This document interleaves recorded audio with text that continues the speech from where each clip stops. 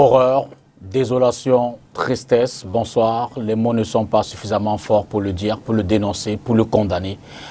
Des jeunes de Kumba, cette semaine, ce samedi, sont partis massacrés par des hommes armés, pour l'instant non identifiés officiellement, que certains rapprochent des séparatistes terroristes.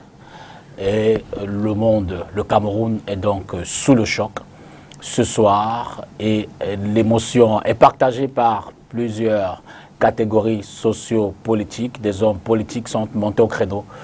La société civile, la communauté internationale, tout le monde dit stop, tout le monde dit il faut cesser cette guerre. Bonsoir. Face à l'actu ce soir, ce sera avec Maître Emmanuel Pincy, avocat au barreau du Cameroun et au barreau de Paris. Vous le savez, l'émission désormais a pour objectif de commenter l'actualité de la semaine, mais à cause de ce qui s'est fait hier, on va davantage s'appesantir là-dessus.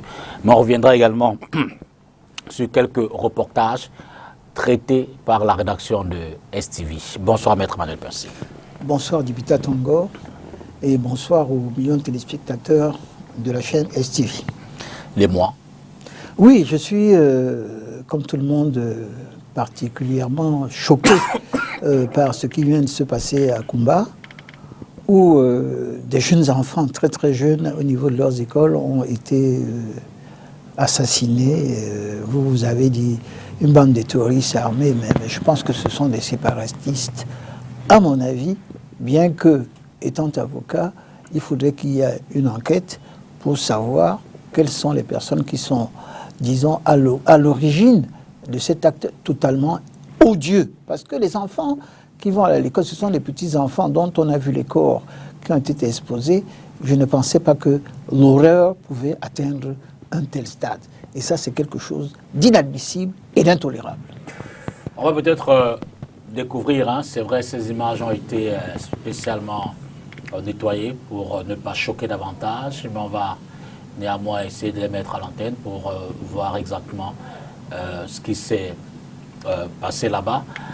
C'est pour dire combien cette semaine l'annonce a marqué les esprits. De sources officielles, on parle de 6 morts déjà, des jeunes, plusieurs blessés. C'est une attaque particulièrement sanglante contre les enfants. Donc, c'était samedi dernier.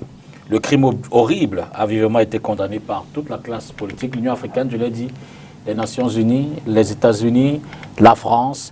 Maître Emmanuel Pincy, je veux dire, au regard quand même de l'évolution de cette actualité, 2016, 2020, si vous jetez un regard rétrospectif, analytique, quel commentaire pourriez-vous en faire? Je crois que je ne m'attendais pas à ce que cette affaire puisse évoluer de la sorte. Parce que ça a commencé par des avocats qui ont commencé à faire des revendications catégorielles, avec en la tête Agbor Bala, qui ont commencé à faire des marches. Et ce mouvement a été, disons, réprimé d'une manière, à mon avis, non satisfaisante. Il est vrai, en tant qu'avocat au barreau du Cameroun, ils ne pouvaient pas, puisque le barreau est national, se mettre à marcher avec leur robe en dehors du fait que le Conseil de l'ordre ne soit saisi de cette revendication. Je dis que nous sommes un barreau national, il n'y a pas de barreaux locaux. Ce n'est pas encore fait. Nous attendons tous depuis un certain nombre d'années qu'il y ait également une sorte de décentralisation au niveau des barreaux pour qu'il y ait des barreaux autonomes. Le Cameroun, par exemple, le barreau de Douala, à Douala, par exemple, le barreau au niveau de la région du Douala, a plus de 1000 avocats. À Yaoundé, presque pareil. Un peu partout. Il n'y a pas suffisamment de salles pour que nous puissions nous réunir. Et les revendications catégorielles ont appelé un certain nombre de réformes que l'État a accepté de faire. Je dois dire que sur ce point-là, lorsque, en 2016, ça s'est fait, le ministre d'État, Laurent Esso, a convoqué un certain nombre d'avocats, dont un certain nombre d'anciens. Vous oubliez que j'ai été membre du Conseil de l'ordre, président de la Commission des relations internationales, numéro 2 vice-président du barreau. Il nous a convoqués et nous sommes partis au niveau au ministère. Nous avons été reçus par le ministre d'État qui nous a bien parlé. Il y avait mon ami Ben Mouna et les autres pour essayer de trouver une solution, puisqu'à l'époque, on pensait que même le code CIMA n'était pas traduit, on pensait du code OHADA qui n'était pas traduit, alors que la traduction était faite depuis très longtemps au niveau du Canada. Donc il y avait des incompréhensions qui étaient faites. Il fallait prendre ce problème de ce type-là, puis tout le monde sait que les enseignants ont pris, et ça a pris une ampleur, les universitaires, les étudiants, tout ce qui s'est passé avec les gens sur la boue, des comportements iconoclastes, non acceptables, ça a fait que ça t'est envenimé. Je crois que sur ce point-là, le gouvernement, il faut le dire, ne me semble pas avoir pris l'ampleur des choses, même si, après, il a essayé de se rattraper. Mais on se rend compte que depuis ces événements-là, avec les Hadjouk Tabé et les autres, quel que soit ce qui t'est arrivé, aujourd'hui, c'est l'horreur extrême. Et je crois que le gouvernement a du mal à régler cette crise. Et je pense que l'opposition non plus ne propose pas quelque chose de réaliste. Alors, le grand dialogue national a été là.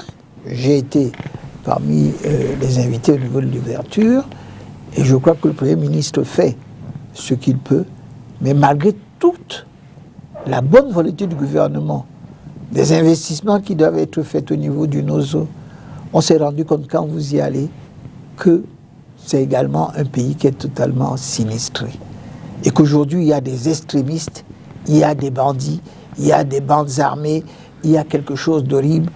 Il y a une chute au niveau, disons, du potentiel économique, le chômage ambiant, une situation inextricable qui continue tout simplement à avoir un impact au niveau de tout le Cameroun, au niveau de Douala, au niveau de Konsamba, de Yaoundé, de partout. Cette situation fait en sorte que, avec les dépenses de l'État, dont on ne connaît pas effectivement le montant, à une époque c'était 40 milliards par mois, on ne sait plus à combien on en est avec la crise économique et le Covid, on se rend compte que cette crise a perduré et est arrivée à une situation telle que les gens s'interrogent et tout le monde souhaite que ça prenne fin.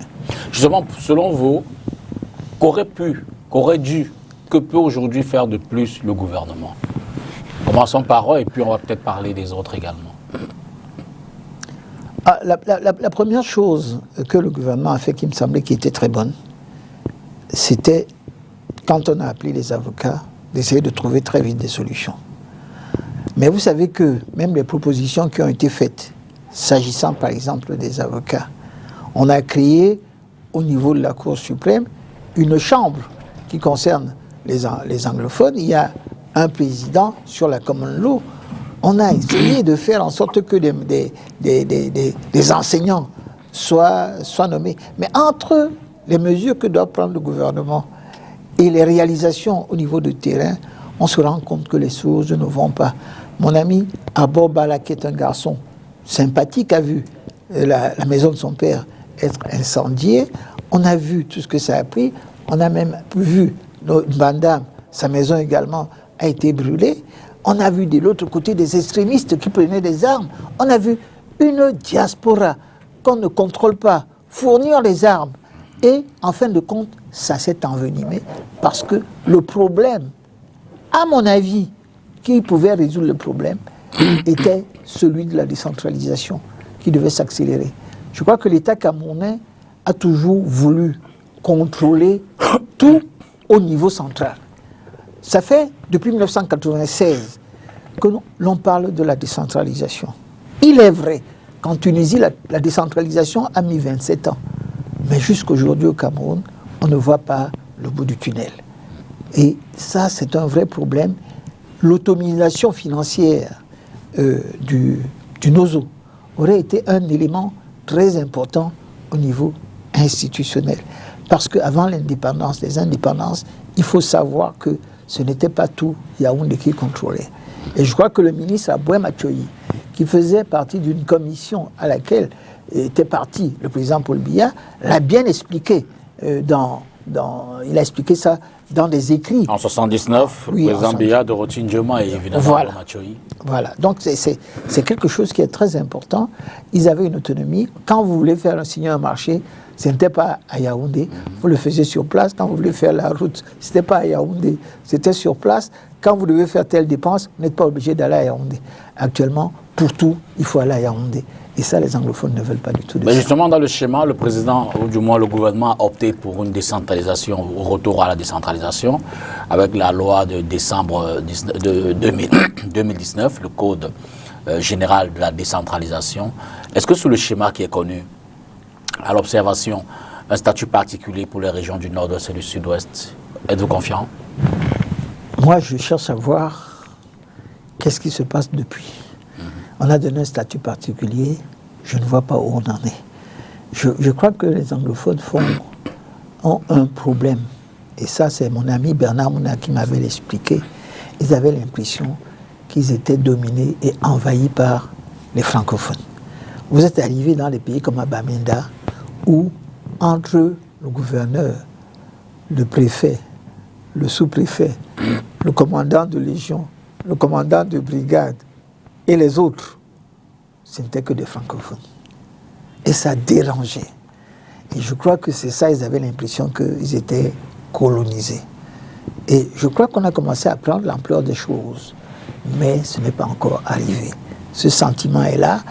Et on a tellement voulu prendre cette affaire. Je pense que les mesures qui ont été prises en envoyant un certain nombre d'émissaires n'étaient pas les mesures qu'il fallait prendre. Parce que je crois que ce n'est pas... Il ne faut pas mettre autant d'années pour arriver à faire en sorte compte qu'il y ait des transferts de compétences et en même temps qu'il y ait des transferts de ressources pour arriver à en faire de sorte que des gens là-bas qui sont élus au niveau local puissent avoir la possibilité d'avoir la maîtrise des choses. Le statut spécial, je l'attends. Pour l'instant, je ne vois pas l'implémentation. Alors que de l'autre côté, le gouvernement a mis des sommes, je pense, notamment dernièrement, énormes, pour la reconstruction. Mais est-ce qu'il faut faire la reconstruction alors qu'on est encore en guerre? Je crois que c'est ça le véritable problème qui est posé. Est-ce qu'on peut faire la reconstruction s'il n'y a pas encore de stabilité? Est-ce qu'on peut faire une reconstruction de ce type-là lorsque de l'autre côté, vous avez encore des bandes armées qui circulent, qui ont fait cette tuerie-là? De l'autre côté, également, vous avez une armée camerounaise qui doit, je l'ai dit, maintenir l'ordre. Et lorsqu'on avait fait des discussions, à une époque, un des thèmes qui était même soulevé par même des partis d'opposition camerounaises, c'était de dire de déposer les armes. Alors, imaginez qu'on dépose les armes. On se voit ce qui se passe aujourd'hui. Des bandits, des bandes armées, des terroristes avec des motos viennent et fusillent les enfants.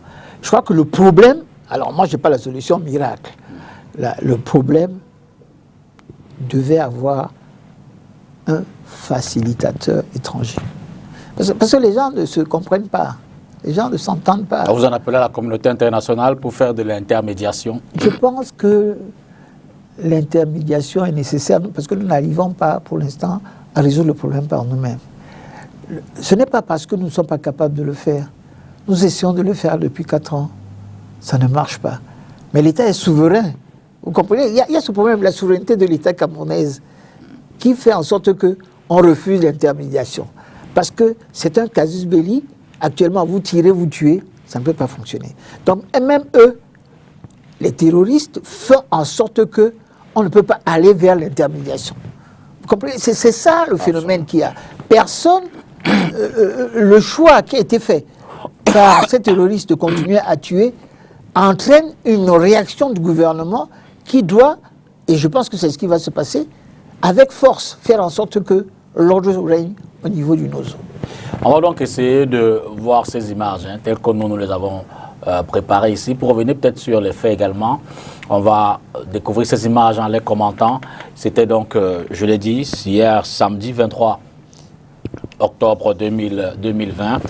Vers 11h, un groupe de 9 assaillants terroristes, selon certaines sources, ont fait éruption dans le collège Mother Francisca International Bilingual Academy avant d'ouvrir le feu sur les élèves présents dans la salle de classe, âgés de 9 à 12 ans, selon une source proche de la police.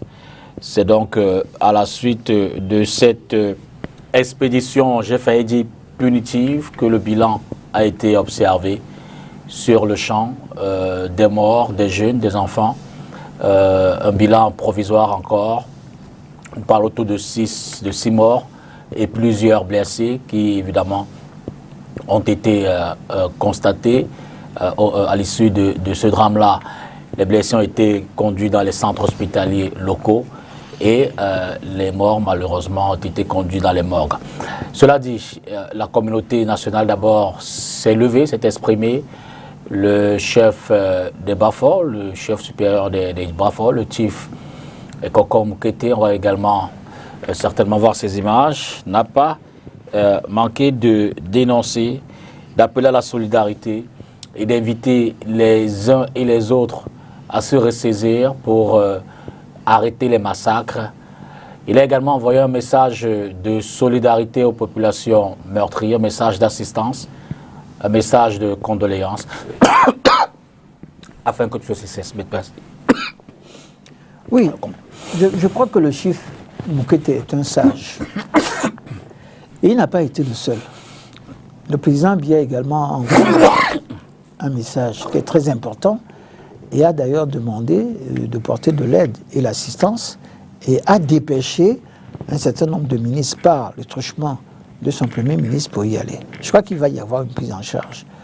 Mais je crois que ce qui inquiète les gens, c'est que je pense que le Premier ministre envoie des personnes qui puissent y aller lui-même si le président ne peut pas y aller. Parce que quand on voit ce qui s'est passé par exemple en France avec cet instituteur, ce professeur dont la tête a été coupée, eh bien tous les dirigeants français se sont pointés dans cette ville pour porter la parole. Il ne faut plus que nos dirigeants aient peur d'aller sur place parce que quand l'armée est là, parce qu'il faut sécuriser la population, je crois que la population en a marre de cette situation-là. Je crois que le chief Moukete il a bien fait de parler, parce qu'avec son âge et son expérience et sa situation... Donc c'est davantage l'héritier du trône, et Koko Moukete. Ah d'accord, c'est son fils. D'accord. Oui, alors, puis c'est son fils qui est à la Chambre de commerce, je crois que c'est lui qui a parlé. C'est quelqu'un que je connais, qui est quelqu'un de bien. Il faudrait qu'il y ait une lignée dans leur famille qui fait en sorte qu'ils doivent le faire. Le président de la République, le chef d'État, a pris des mesures. Vous avez vu par exemple le ministre René Sadi a parlé de l'indignation du gouvernement. Je crois que le ministre Grégoire Ouna aussi a eu à prendre la parole pour expliquer l'horreur. Mais au-delà, c'est que ce n'est pas la première fois qu'il y a des tueries. Ça a commencé depuis très longtemps. Il y a quelques années, pas très longtemps, il y a eu des incendies similaires, il y a eu des tueries, il y a eu un hôpital à Kumba qui a été incendié avec à l'intérieur, celle qui était la patronne, c'était la fille d'un magistrat camerounais qui a eu la vie sauve en se réfugiant. Donc je crois que cette situation du Nozo est telle que malgré les efforts du BIR, on doit peut-être redoubler d'efforts pour travailler autrement. Alors, il doit y avoir des mesures qui sont simples. Alors que la guerre est asymétrique, pourquoi ne pas utiliser des moyens modernes, c'est-à-dire infrarouge, des alarmes, de faire en sorte qu'il y ait des vidéos, des drones par exemple, pour pouvoir surveiller, pour savoir où se trouvent des gens, parce que ce sont maintenant des méthodes qui sont des méthodes modernes qui combattent des personnes. Si vous regardez par exemple la route, quand vous êtes au rond-point, là, quand je reviens de Bouya, un jour je me suis trompé, je me suis retrouvé à Kumba. Et la route, c'est une route qui est rectiligne. Absolument. Absolument. Où il n'y a rien de gauche à droite. Vous n'avez pas, lorsqu'il y a une embuscade, la possibilité de vous enfuir. Et il y a eu plusieurs attentats sur cette route, notamment contre le gouverneur, contre le ministre de la Défense, etc., pour dire que même les routes que nous avons ne sont pas des routes stratégiques pour pouvoir s'échapper. Sur Kumba, par exemple, j'ai Maître État, un avocat qui a investi tous ses bénéfices dans le cadre d'un système hôtelier où il a été de renvoyer plus de 50 personnes qui ne travaillent plus. Kumba est totalement sinistré. Ça ne fonctionne pas, ça ne marche pas, alors que c'était une ville dynamique.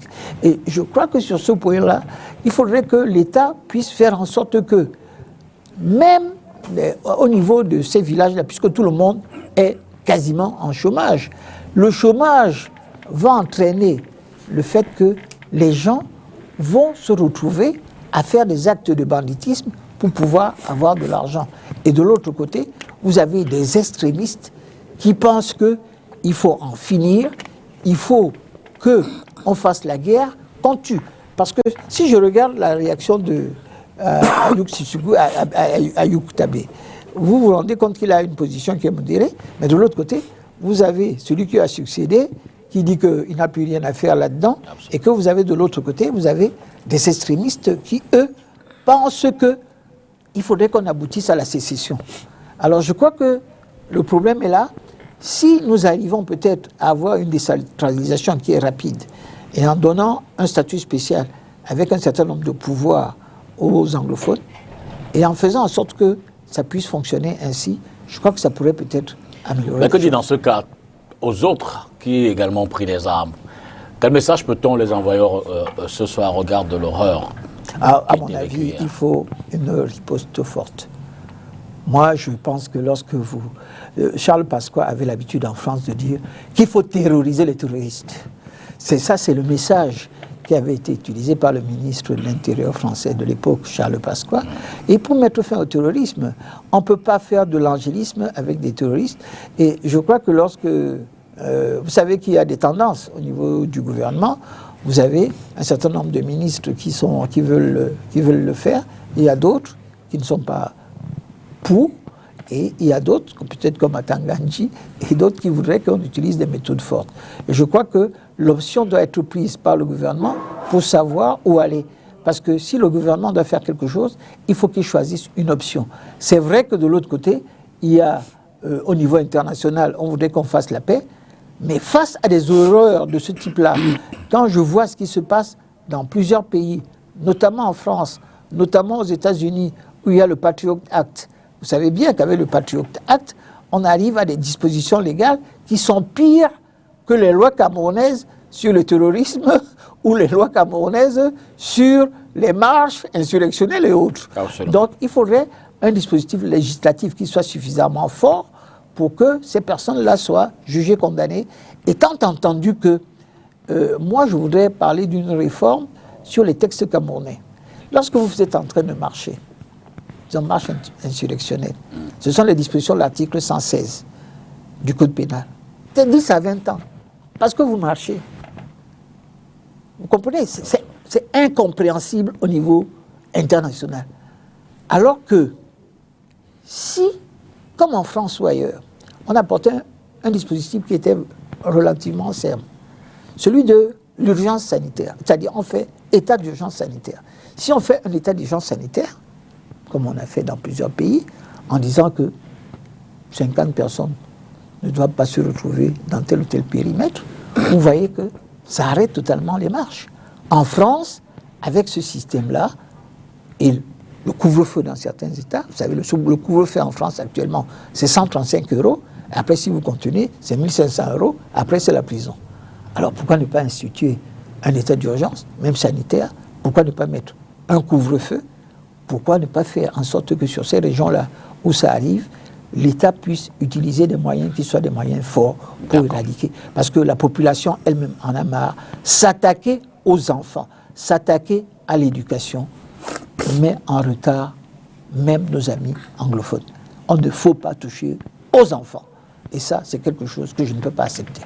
On va prendre ce reportage qui nous vient de Yaoundé relativement au maintien de la paix en République centrafricaine.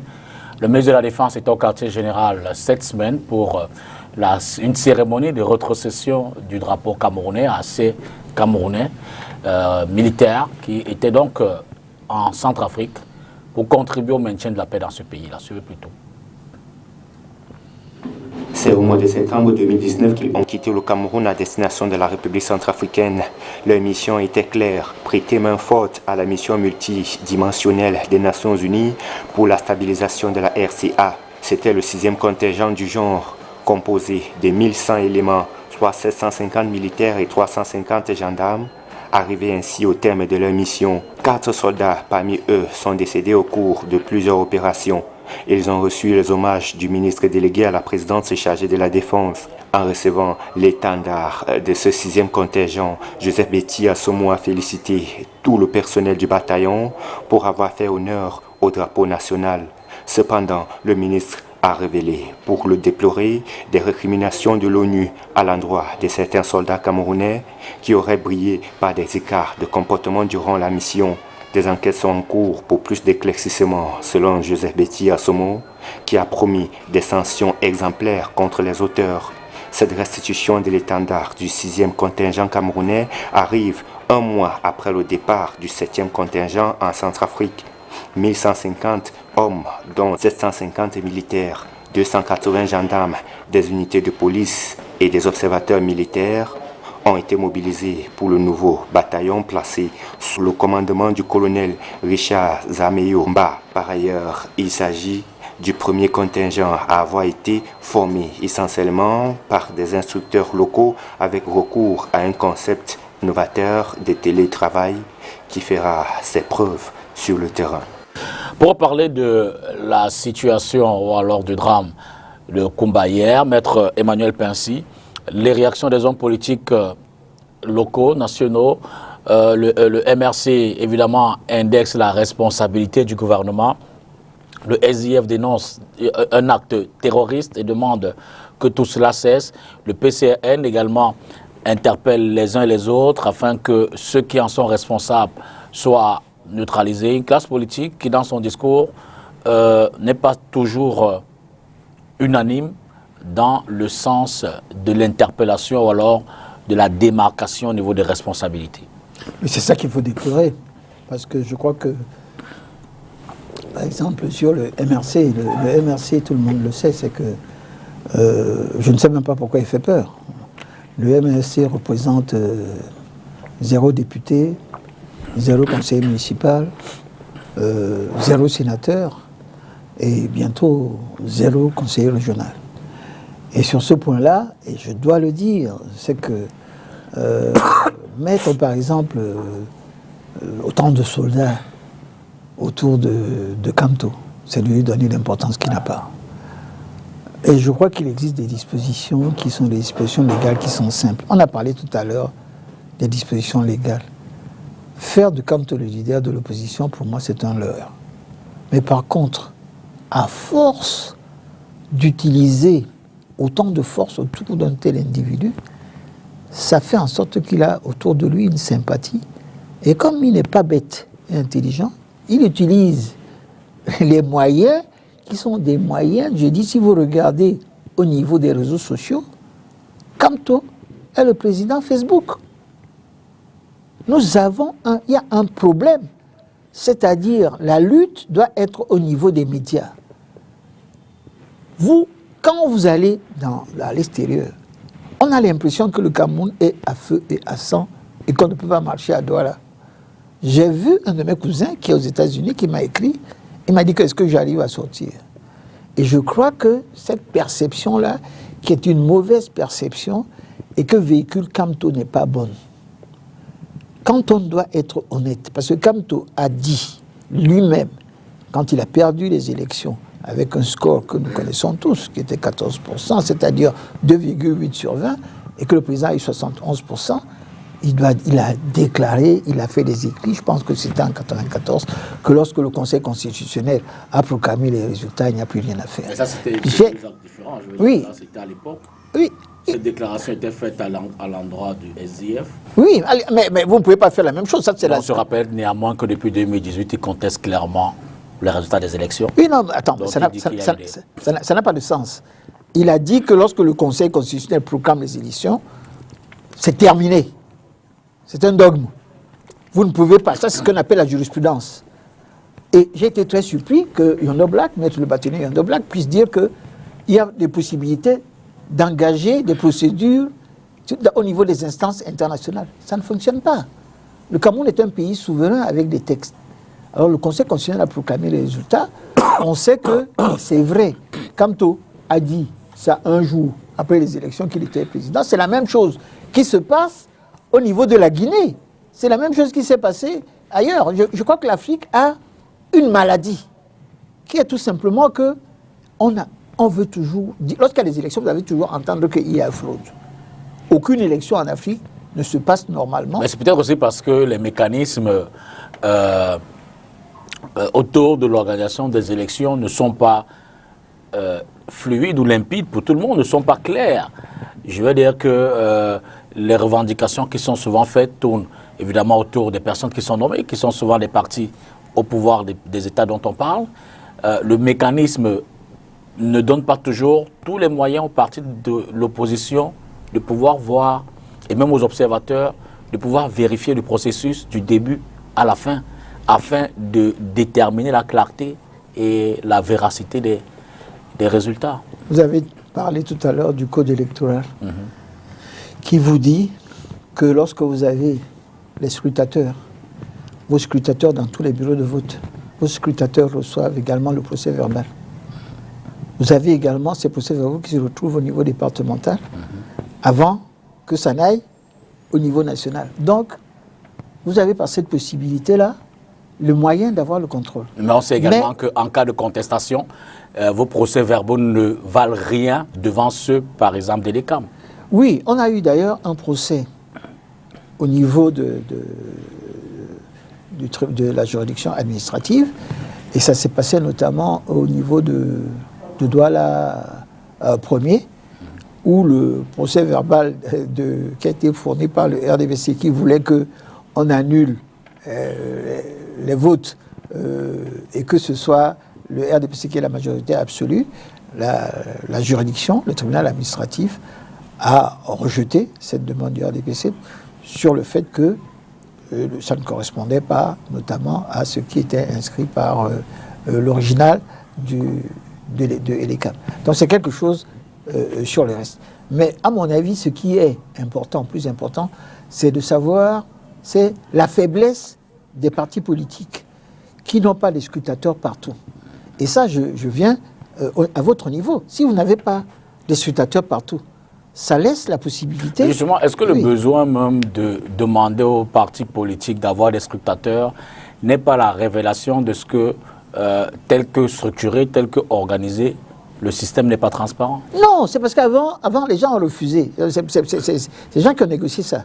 Avant, vous savez très bien que dans plusieurs pays, c'est le ministère de l'Intérieur qui prend la décision. Et c'était clair.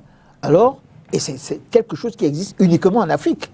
Vous avez en France, vous n'avez pas cet organisme-là indépendant qui vient contrôler les élections. C'est le ministère de l'Intérieur qui le fait. Et que vous avez des gens à l'intérieur des bureaux de vote qui peuvent savoir ce qui s'est passé. Et la même chose, donc si vous avez un parti politique, au niveau, par exemple, des 25 800 bureaux de vote, vous n'avez que 5 000 bureaux de vote où vous êtes présent. Attendez-vous, tout simplement, que si vous n'êtes pas présent partout, que vous soyez battu. Je le dis tout simplement, hein, au-delà de ce qui peut se passer. Le problème, c'est la faiblesse des partis politiques, par exemple, face à un parti comme le RDPC, et le fait qu'il n'y ait pas une structuration qui puisse faire en sorte que ce soit des partis nationaux. Si vous avez le seul parti national, hélas, enfin, pour les gens, pour l'opposition, c'est le RDPC.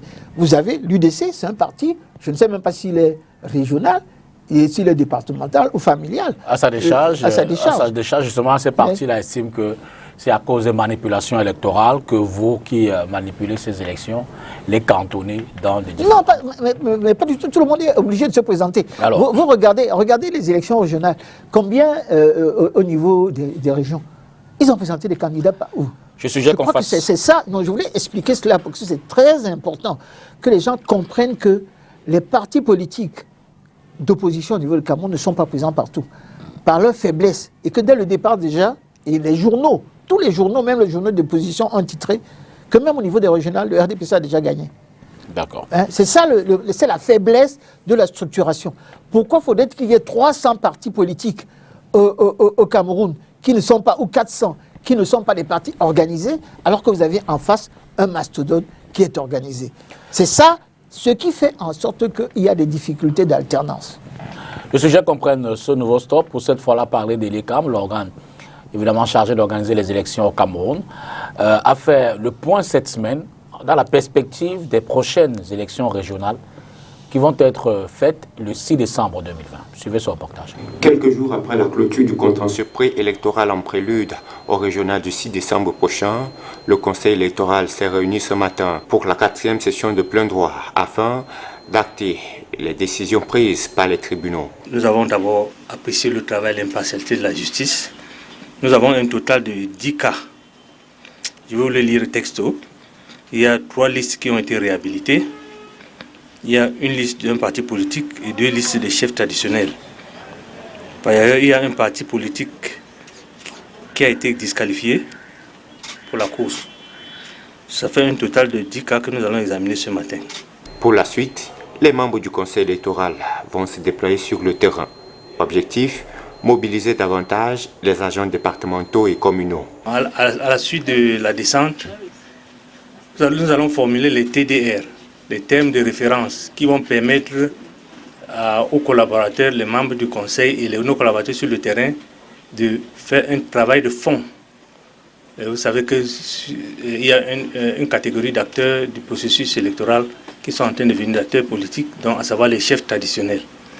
Nous, ils sont nouveaux dans le système. Nous avons intérêt à les préparer davantage. Donc il y a un travail de fond qui va être fait. Quid du matériel électoral. Nous évoluons dans l'organisation matérielle de ce scrutin important. Nous sommes en train de travailler Nous sommes en train de travailler sur les listes électorales. Vous savez qu'il y a 2 collèges, le collège des chefs traditionnels et le collège des conseils municipaux qui élisent les délégués des départements. Nous travaillons aussi sur les cases électorales, sur les bureaux de vote et l'impression des bulletins et des enveloppes. Donc tout le dispositif est en place. Nous allons aussi travailler sur la formation des membres des commissions locales de vote. Voilà globalement ce que nous sommes en train de faire. Il faut noter que ce 20 octobre est le dernier jour donné aux chefs traditionnels, conduisant une liste des candidats acceptés pour déposer la couleur choisie pour l'impression des bulletins de vote et bulletins de campagne auprès des agences départementales d'Elections Cameroun. Vous le savez, c'est ce prélèvement qui avait, ou du moins que le gouvernement prévoyait faire dès le 15 octobre de cette année 2020, donc, sur tout nouveau téléphone importé et dont l'utilisation première aurait été constatée au Cameroun. Une taxe de 33% devait donc être prélevée sur ces téléphones portables nouveaux-là. Et le tollé a été général pour le dénoncer. Et en semaine, le président Paul Biya a donc demandé la suspension de cette mesure et aux différentes administrations compétentes. Il a demandé d'explorer d'autres voies et moyens pour prélever cette taxe. Cabral Libye, qui fait partie de ceux qui ont dénoncé cette annonce au préalable, qui était inscrite, ou alors qui est inscrite dans la loi de finances 2020, a réagi à la suite de la sortie de Paul Biya.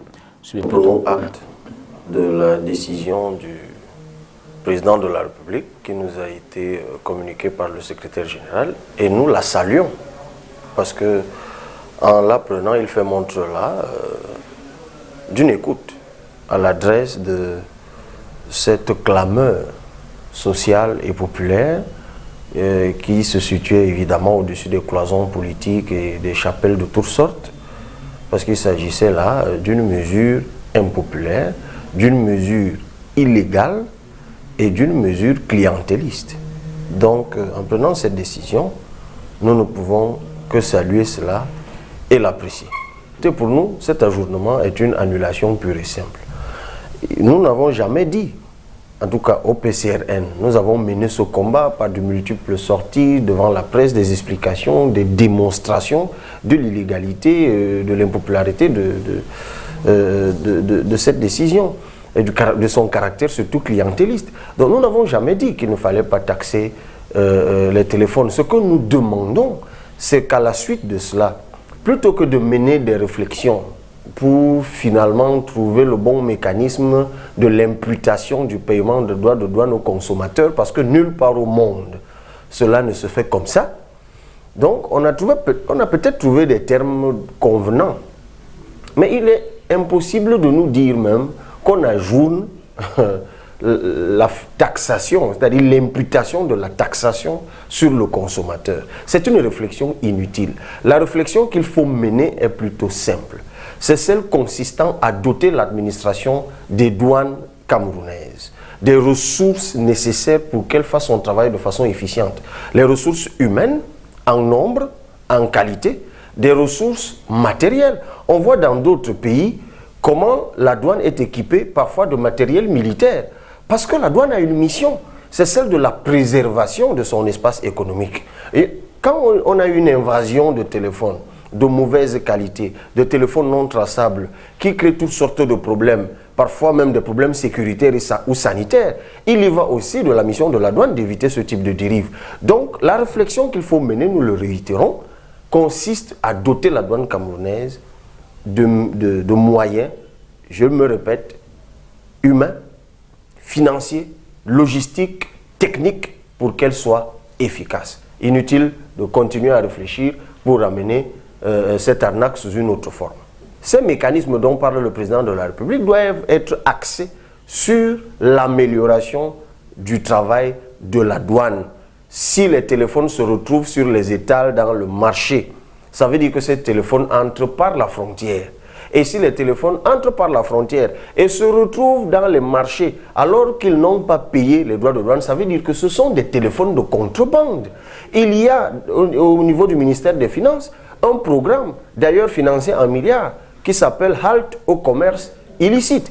Donc vous ne pouvez pas me convaincre que des téléphones de contrebande se retrouvent dans le marché camerounais et dans des boutiques ouvertes à tout le monde, dans lesquelles même les douaniers vont se ravitailler. Et vous me dites qu'on est incapable de traquer ces téléphones, de traquer les contrebandiers, de traquer le système qui entoure tout cela, mais on trouve la solution de facilité. Encore qu'elle ne va même pas renflouer les caisses de l'État, elle va simplement densifier et consolider le système clientéliste qui voit le jour et qui s'installe durablement au Cameroun. C'est pour ça qu'à chaque fois, on trouve des sous-traitants de la corruption. C'est comme ça que moi j'appelle maintenant ces mécanismes-là. Quand ce n'est pas l'entreprise ténébreuse là qui voulait capter les droits de téléphone, c'est une autre entreprise qui est au port que vous appelez SGS, c'est une autre entreprise que vous trouvez derrière CAM6 aujourd'hui, toujours au niveau de la douane, ainsi de suite, ainsi de suite. Vous savez, aujourd'hui, l'intelligence de la spoliation a épousé tous les contours du droit et maintenant il y a un nouveau mécanisme pour spolier le Cameroun. Ce sont ces entreprises-là qu'on met toujours derrière la parure d'une volonté d'efficacité, mais qui en réalité sont des passe-droits au travers desquels on blanchit les rétrocommissions. Maître Emmanuel Pincy, vous avez également jubilé à l'annonce du président de la République qui a demandé la suspension de ces dates. Pourquoi peut-être pas au-delà de la suspension, l'annulation complète? Non, je crois que j'étais même l'un des premiers avant Kaba Libi. Kaba Libi l'a fait bien après. Nous avons fait un combat au niveau des réseaux sociaux lorsque c'est apparu. Parce que vous savez très bien que c'est parti au niveau de la loi des finances de 2019 et qu'il fallait qu'il y ait une décision conjointe du ministre des Finances et du ministre des Postes et Télécommunications qui, en fin de compte, se substituait au décret d'application. Au point de vue juridique, une liminalité sans la forme, c'est un décret qui doit, puisque la loi a été votée, faire en sorte qu'il y ait le décret d'application. Donc déjà, en la forme, cette mesure était mauvaise. Sur le fond, et ça allait d'ailleurs à l'encontre de la volonté du chef d'État. Vous savez que le président, même si cette mesure n'était pas très bonne, mais il l'a fait, il était pour les multimédias, pour les étudiants. L'opération qu'il a eu à faire, qui a coûté énormément d'argent et sur lesquels, en la forme, j'ai trouvé que ce n'était pas bon. Au lieu de 115 milliards, on aurait pu faire en sorte qu'il y ait 10 usines par province pour pouvoir fabriquer les portables Cameroun. On a donc choisi une autre option qui pose problème. Mais cependant, il y a un principe de droit. C'est que les droits de douane sont à payer par l'importateur. C'est payé par l'importateur. Donc, au niveau, quand ça rentre, et cet importateur, il est connu. Donc, lorsque le commerçant vend les portables, c'est très simple que la douane puisse aller pour contrôler en disant, même si c'est passé outre, donnez-moi, pourquoi, etc. Or, on sait qu'à une époque, ça rapportait 2 milliards, maintenant ça rapporte que 100 millions. Ça veut dire qu'il y a un problème. Et il existe au Cameroun un système de vases communicants, l'argent ne se perd pas, il se retrouve peut-être ailleurs. Mais ce que je voudrais dire au-delà, c'est que le président voudrait qu'il y ait du e-learning, il voudrait qu'il y ait du e-commerce. Il voulait que le e-commerce, on est maintenant ce qu'on appelle au niveau de la 5e révolution au niveau du digital et de l'informatique. Cette 5e révolution, nous sommes en retard. Elle est énorme. Vous savez, les entreprises qui travaillent. Nous n'avons même pas, vous savez, des sociétés comme Alibaba. Vous avez des sociétés, les Facebook, tout ça, ce sont déjà des plateformes qui gagnent des milliards. Vous savez que déjà au niveau du sud-ouest, nous avions une force énorme déjà, puisqu'il y avait une sorte de Silicon Valley qui est là-bas. Nous savons qu'avec cette situation-là, nous aurons moins d'étudiants au niveau des amphithéâtres. On n'aurait pas à construire des amphithéâtres, puisque par exemple en France, maintenant, on fait au niveau du télétravail et du digital, où les gens ne vont plus à suivre des cours avec leurs téléphones portables qui sont les ordinateurs. Ils arrivent à suivre des cours, à travailler, à rendre leur travail. Donc ça va entraîner des économies d'échelle qui sont en milliards de francs. Et ça, le président de la République l'a compris. Or, quand on est tout simplement au niveau où terre à terre, on dit que comme ça coûtait 2 milliards, parce que l'État a dépensé énormément d'argent, parce que nous avons une dette publique qui est, maintenant, même si elle est de 38%, mais il y a une mauvaise dette au niveau du Cameroun, puisque nous n'arrivons pas avec les emprunts, arriver à faire en sorte que ça puisse produire leur financement. Et je crois que la Banque mondiale a fait une étude là-dessus, qui est tout à fait simple et qui pose des problèmes. Et comme nous avons également la guerre du Nozo qui pose des problèmes, plus les difficultés des entreprises par rapport au Covid-19, nous avons des difficultés au niveau de l'État pour pouvoir faire en sorte qu'on puisse avoir un budget qui soit soutenable. Donc il faut à tout prix, et c'est vrai, qu'on trouve de l'argent un peu partout. Et l'erreur a été faite tout simplement de faire en sorte que la douane soit payé par le consommateur, ce qui est une hérésie. Et je crois que c'est pour ça que le président de la République a bien fait. On utilise toujours un euphémisme au Cameroun en disant que de me faire revoir la copie. Le ministre des Finances a d'ailleurs fait une note, et le directeur de douane a fait une note au niveau des services pour demander à la douane de faire son travail, c'est-à-dire d'aller auprès des importateurs pour faire en sorte que celui-ci paye la douane et qui répercute tout simplement que le consommateur paye et que le vendeur puisse trouver sa marge bénéficiaire. Donc c'était un mauvais texte et en même temps le président a fait quelque chose qui est populaire. En la forme, je ne suis pas là pour discuter si le Premier ministre ou le secrétaire général doit donner les ordres du Premier ministre. Ça c'est un autre débat. Disons que c'était juste un courrier du secrétariat général des PM. Oui, je sais. Voilà. Cela dit. Alors du côté de Camerco, un petit vol entre Yaoundé et Douala Yaoundé, pour constater avec vous que le PCA, le président du conseil d'administration, non moins ministre des Transports, a lui également profité de l'expertise du nouvel avion dont on a vécu l'inauguration il y a quelques jours, dans le sens de la reprise des activités aériennes de cette compagnie-là. Nous avons fait ce reportage embarqué. Le président du conseil d'administration de la Cameroun Airlines Corporation a partagé ce vol avec quelques personnalités. Oui, nous sommes agréablement surpris et très contents, satisfaits du fait que Camerco reprend ses activités.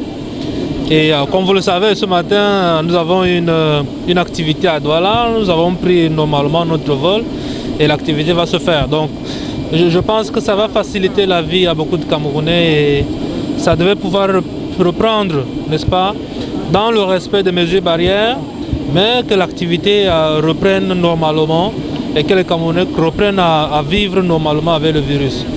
Nous avons dans le cadre de ce vol observé à l'intérieur et à l'embarquement les mesures barrières avec la prise de température, avec le gel hydroalcoolique pour les mains. Donc, je crois que tout est fait pour que la vie reprenne avec ce virus. Et pour aider Camerco à lutter contre cette pandémie, le don d'une passagère plutôt particulière. Et pour que vous soyez sûrs et certains que tous vos passagers sont protégés, puisqu'on sait que l'avion est un grand moyen de contamination. J'espère que vous allez accepter ce masque-là. Merci. Vous continuez comme ça de nous soutenir. Je pense que ce sont nous apprenons de tous nos hommes que les Camerounais se sentent concernés par la pandémie, comme leur déjà. Pour cette dernière, par patriotisme, il faut soutenir l'étoile nationale. Plus un élan patriotique qu'autre chose, parce que vous savez, Camerco reste quand même une fierté pour le Cameroun. Et si jamais une entreprise pareille n'arrive pas à décoller, c'est un problème. Donc pour moi, il est question absolument de soutenir non seulement Camerco, mais aussi toute entreprise camerounaise qui veut vraiment décoller. Il faut parler aussi du fait que Camerco a subi une grande crise suite à la Covid-19, qui a freiné plein d'activités. L'activité de tourisme également, qui passe également par Camerco, a beaucoup souffert. Donc il faut lui donner un coup de pouce et j'invite tous les Camerounais vraiment à faire de même. Satisfecit général du ministre des Transports à bord du QC 222. La Camerco a tenu à respecter l'engagement qu'il a pris. Après pratiquement 7 mois d'interruption de vol, c'est avec beaucoup de plaisir que nous apprécions le redéploiement de Camerco sur le ciel camerounais. Un vol d'une trentaine de minutes exactement, 28 plus exactement, nous a permis de relier Yaoundé à Douala dans d'excellentes conditions. De quoi encourager les populations à faire confiance à nouveau à la compagnie nationale. Pour nous, de faire un appel du pied, d'informer notre aimable clientèle de la reprise effective de l'activité de Camerco. Cette activité qui va se densifier dans les jours à venir par l'accroissement du nombre de vols, mais également par l'acquisition des matériels nouvellement en cours, disons par la direction générale de Camerco. Nous sommes vraiment heureux de cette vol que nous venons d'effectuer. Encourageons la direction générale à persévérer dans ses efforts. Cap maintenu donc pour l'étoile nationale, une semaine après le lancement des vols domestiques de Cameroun Airlines Corporation. De cette émission avec ce dernier reportage à l'hôpital La Quintine de Douala, le nouveau directeur général a été installé cette semaine par le ministre de la Santé publique. Je suis là pour accompagner, n'est-ce pas, la sortie de mon nouveau secrétaire général et l'entrée du nouveau directeur de la Quintine. Le professeur Noël Emmanuel Essomba, qui jusqu'au 7 octobre dernier a assuré l'intérim à la tête de l'hôpital La Quintine de Douala, est désormais confirmé à ce poste. Installé dans ses fonctions de directeur de l'hôpital de la Quintine.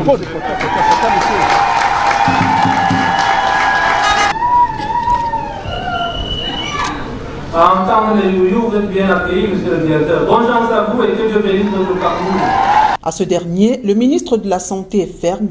Aucune période de grâce ne lui sera accordée, aucun errement pardonné et aucune hésitation concédée. Vous devrez donner à l'hôpital un visage humain, garantir le sourire de l'usager à l'hôpital, faciliter le séjour des patients dans votre formation sanitaire, que dis-je, rétablir la convivialité dans la relation patient-soignant. Bien plus, vous avez la mission de maintenir l'hôpital à flot dans un parfait équilibre entre l'offre sans cesse qualitative de soins, la stabilité financière de la formation sanitaire et surtout la solvabilité des patients qui ont d'abord besoin de soins. L'intéressé avant sa nomination a été à la tête de l'hôpital de district de Nilon. Expert en management administratif, financier et en gestion des ressources humaines, titulaire d'un diplôme de 3e cycle d'infectiologie et d'un diplôme d'expertise médico-légale, il est conscient de la tâche qui l'attend. Nous allons continuer sur la lancée, sur celle de Nilon. Nous voulons pour cela faire un clin d'œil à M. le ministre de la Santé et requérir tout son accompagnement en le remerciant également profondément pour tout son accompagnement. Mais je voudrais, dans le cadre du contrat de performance, vous dire que nous sortons d'une formation sanitaire déjà qui était sous PBF et nous avons donc l'expérience requise pour cela. Nos priorités, c'est de faire de l'hôpital La Quintine, et on l'a dit d'entrée de jeu, une polyclinique publique. Polyclinique pour la qualité de la structure publique dans le respect de la politique sociale du gouvernement. Je voudrais donc pour cela demander, requérir l'accompagnement de tous mes collaborateurs pour que nous puissions atteindre ces objectifs. Le professeur Noël Essomba remplace à ce poste le professeur Louis-Richard Ndjok, désormais secrétaire général du ministère de la Santé. Le professeur Louis-Richard Ndjok a contribué, je le sais, à la formation de plusieurs d'entre vous comme universitaires, comme enseignants, comme mentors, mais aussi et surtout à la transformation de votre lieu de travail. Ainsi, au moment où le chef de l'État vient de vous accorder sa très haute confiance pour d'autres challenges, Monsieur le secrétaire général, vous tournez momentanément, certes, cette page pour en écrire une nouvelle. Je voudrais vous souhaiter un bon vent et plein succès dans vos nouvelles fonctions, qui d'ailleurs me concernent très étroitement, parce que vos résultats seront désormais les miens. Seule formation sanitaire de deuxième catégorie de la ville de Douala, le top management installé dans ses fonctions ce vendredi octobre 2020 devra fédérer toutes les énergies, toutes les ressources et toutes les compétences pour hisser plus haut le standard de l'hôpital Akintini de Douala. Maître Magnès Pensi, on va ressortir par là où on a commencé. S'il y avait un message, un mot pour cesser cette guerre, pour interpeller les consciences, pour inviter les Camerounais, mais également leurs amis qui sont peut-être des partenaires internationaux, à contribuer à la fin de ce qui se passe comme drame dans le nord-ouest et le sud-ouest. Qu'est-ce qu'on peut en dire? Il faut leur dire que nous sommes tous des Camerounais, que ce sont des enfants, il ne faut pas les tuer, que l'éducation est la base d'une région, d'un pays, et que nous devons, et nous avons toujours, et nous serons tous ensemble. Je crois qu'il ne faut pas traverser l'histoire. L'histoire du Cameroun, on ne peut pas la commencer aujourd'hui. On peut la commencer avant. Même avec les pays anglophones, ça ne commence pas en 1961. Donc, il faut repartir déjà quand les Allemands étaient là. Comment ça s'est passé? Comment, j'allais dire, la Société des Nations, on a fait un hold-up pour faire en sorte que nos frères se retrouvent actuellement au niveau de Maïdougouri, alors que le Cameroun était plus grand. Donc nous sommes ensemble et nous sommes condamnés à vivre ensemble. Et si nous devons vivre ensemble, il faudrait en fin de compte que la guerre cesse. Mais il faudrait également savoir qu'on ne peut pas laisser impunément tuer les enfants sans réagir. C'est ça que je dis. Je disais qu'il n'y aura pas de sécession au Cameroun. Aucun pays n'accepte la sécession. Vous avez par exemple, ce n'est pas simplement ici, vous avez en Espagne, avec tout ce qui se passe au niveau des Catalans. On a vu ce qui s'est passé. Le problème du Cameroun n'est pas un problème, mais c'est simplement un problème de l'autonomie qu'on peut apporter aux régions. Et ce que je souhaite au niveau du gouvernement, que très très vite la centralisation là, excessive qui s'est maintenue puisse cesser. Et que lorsqu'on va donner des moyens et une certaine autonomie aux régions, le Cameroun se portera mieux parce que certainement il y aura un niveau du contrôle. Parce que quand tous les lenteurs qui existent au Cameroun actuellement sont dues au fait tout simplement qu'il y a trop de centralisation. Merci infiniment, Maître Pensi, de s'être arrêté ce dimanche ici à STV pour apporter votre analyse, vos commentaires sur l'actualité de cette semaine. Bonne semaine à vous. Merci à vous. Évidemment que nous associons nos voix, nos petites voix, nous partageons l'émotion et la désolation des familles qui ont été meurtries.